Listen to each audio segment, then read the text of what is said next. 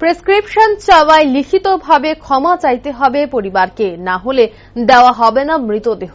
এমনই বক্তব্য চিকিৎসকদের। আর এই ঘটনার সাক্ষী রইল জিবিপি হাসপাতাল।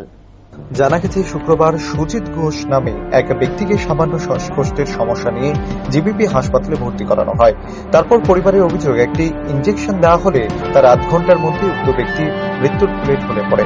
পরবর্তী সময়ে স্বজন হারানোর শোকে কৌতূহলবশত পরিবারের লোকজন কি ওষুধ ব্যবহার করা হয়েছিল সেই বিষয়ে জানতে চাইলে ক্ষেপে ওঠে চিকিৎসকরা।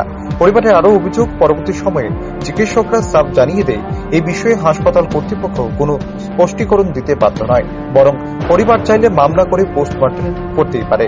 এবং আরও অভিযোগ, লিখিতভাবে যদি পরিবার পরিজনরা ক্ষমা না চায় তাহলে উক্ত মৃত ব্যক্তির মৃতদেহ পর্যন্ত দেয়া হবে না হাসপাতালের পক্ষ থেকে।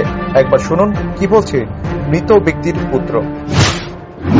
আমি ঠিক আছে, তারপরে কইছি যে আমার ওষুধ দিচ্ছেন, এখানে আসিল ওষুধ কি ওষুধ দিচ্ছেন? একটা লোক আধা ঘন্টার মধ্যে সুস্থ মানুষ শ্বাসকষ্ট গ্যাস্ট্রিক হইতেছে, আধা ঘন্টার ভিতরে কেমনে মারা যায় সে? নাকি আপনারা আইসিইউতে নিছেন না কিছু করছেন? কিছুই করছেন না, শুধু একটা বেডের ভিতরে একটা ইঞ্জেকশন দিচ্ছেন, সে মারা গেছে। তাহলে কি ইঞ্জেকশন দিচ্ছেন আমারে দেখান, আপনার প্রেসক্রিপশনটা কই? তাইলে কয়ে কে জানি চিরা ফেলাই দিছে। আর ওইখানে যা ওষুধ আসিল ওষুধ টষুধ সব নাই, পুরা সিট খালি করে সেটা তারা পুরো। তখন আমি কইছি, আরে ম্যাডাম এমন তো করলে হয় না। তখন তাই নিয়ে কইতেছে, না এমন হইব, আপনার কি করেন, আপনি রোগীরা পোস্টমর্টম করুন, এই করুন। আরে পোস্টমর্টম আমি কেসে যান, পোস্টমর্টমের কি হয়েছে এখানে? অন্যদিকে এই ঘটনায় হাসপাতাল চত্বরে মুহূর্তের মধ্যে উত্তেজনা ছড়িয়ে পড়ে। ঘটনা খবর পেয়ে ছুটে আসে পুলিশ প্রশাসন।